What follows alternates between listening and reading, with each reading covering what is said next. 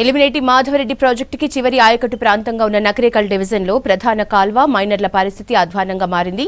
చివరి ప్రాంత మండలాలైన తిప్పర్తి, కట్టంగూరు, నకరేకల్, కేతేపల్లి రైతుల భూములకు నేరుగా సాగునీరు అందటం లేదు. ప్రధాన కాల్వ ద్వారా వచ్చే నీటితో ఇక్కడి చెరువులు, కుంటలు నిండితే బోర్లలో భూగర్భ జలాలు పెరగటంతో పంటలు సాగు చేసుకుంటున్నారు.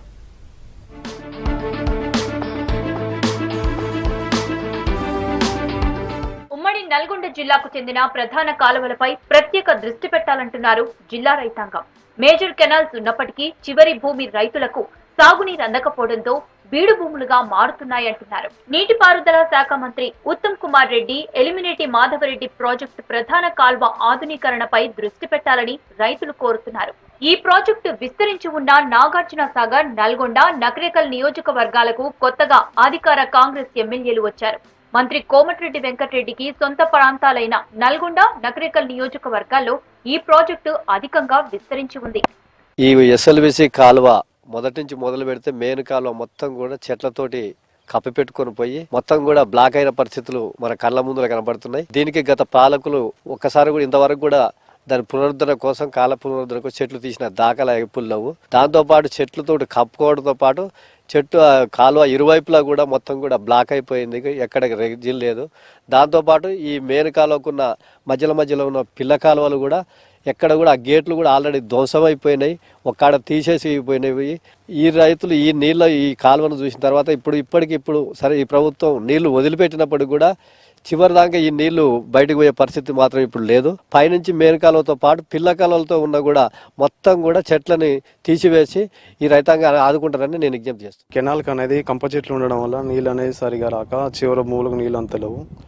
దీనివలన ఈ కంప చెట్లు తొలగించి నీళ్లు విడుదల చేస్తే త్రాగునీరుకైనా కానీ చెర్లు నింపితే బాగుంటుందని వ్యవసాయానికి కూడా చాలా ఇబ్బంది కలుగుతున్నది. కాబట్టి కాలువలు కంప చెట్లు తీసేసి కాలువలు పెడితే మాకు సేద్యానికి అనేది త్రాగునీళ్లకు మంచిగా ఉంటుందని.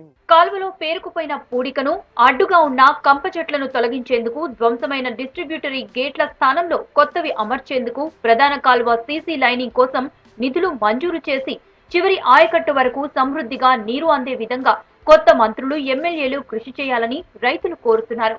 ఆ కాలువ D24 చిన్న పిల్ల కాలువలకు చెరువులు నింపడం ద్వారా ఆడ చెట్లు ఇవన్నీ గుబురు కూడా వల్ల నీళ్లు పోవడం ఇబ్బంది అవుతున్నది. గవర్నమెంట్ తక్షణ చర్య తీసుకొని చెట్లు పూడిక తీయించడం, చెట్లు అన్నీ సాఫ్ చేయించడం, జేసీబీ తోటి క్లీన్ చేయించడం చేయాల్సిన గవర్నమెంట్ కోరుచున్నాము.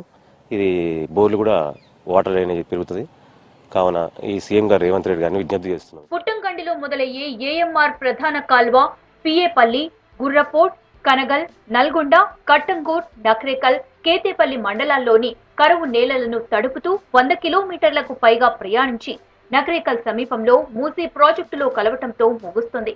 ఆయకట్టుకు పూర్తి స్థాయిలో సాగునీరు అందించాలన్న లక్ష్యం నెరవేరడం లేదు.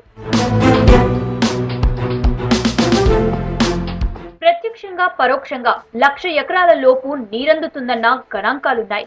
దీనిలో భాగంగా నిర్మించిన పానగల్ ఉదయ సముద్రం జలాశయం నల్గొండ, యాదాద్రి జిల్లాలకు మిషన్ భగీరథ తాగునీరు అందించడంలో కీలకంగా ఉంది. నల్గొండ జిల్లా కరువు ప్రాంత మండలాలకు వరప్రదాయినిగా గుర్తింపు పొందిన ఎలిమినేటి మాధవరెడ్డి ప్రాజెక్టుపై కొత్త ఆశలు చిగురిస్తున్నాయి. ఉత్తమ్ కుమార్ రెడ్డికి భారీ నీటిపారుదల శాఖ దక్కడంతో జిల్లాలో పెండింగ్ ప్రాజెక్టులు, నిర్లక్ష్యానికి గురవుతున్న సాగునీటి పథకాలకు మోక్షం లభిస్తుందన్న ఆశతో రైతులు నిరీక్షిస్తున్నారు. ఎస్ఎల్బిసి కెనాల్లో దాదాపుగా ఒక 10 సంవత్సరాల నుంచి అందులో ఉన్నటువంటి కంప చెట్లను తీసేయక కాలువ నీళ్లు వదిలితే అస్సలే రావట్లేవు.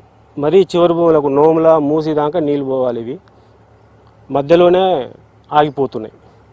కాబట్టి దీంట్లో ప్రభుత్వం చొరవ తీసుకొని ఈ చెట్లు మొత్తం క్లీన్ చేపించి నీళ్ళని చివరి భూమి దాకా అందేలాగా చూడండి. బోర్లు పోస్తలు దయచేసి కాంగ్రెస్ గవర్నమెంట్ వారు దయచేసి కొంచెం సాఫ్ చేసి నీళ్ళు ఇవ్వరు. చెట్లు మొత్తం పీకిస్తే కొంచెం తాగుపోతాయి. చెరువులు మిర్చి నీళ్ళు కూడా తొందరగా తిరిగి పారుగొలా పోయి చెరువు కుంటలు గానేది పెరుగుద్ది. జిల్లాలో 1,00,000 ఎకరాలకు సాగునీరు, 100 ఫ్లోరైడ్ గ్రామాలకు రక్షిత కృష్ణా జలాల తాగునీరు అందించడమే లక్ష్యంతో నిర్మించిన ఏఎంఆర్ ప్రాజెక్టుపై దాదాపు 2 దశాబ్దాలుగా నిర్లక్ష్యం కొనసాగుతోంది. జిల్లా మంత్రి వీటిపైన దృష్టి సారిస్తే అన్నదాతలు సుభిక్షంగా బీడు భూములను సాగు చేసుకుంటామంటున్నారు.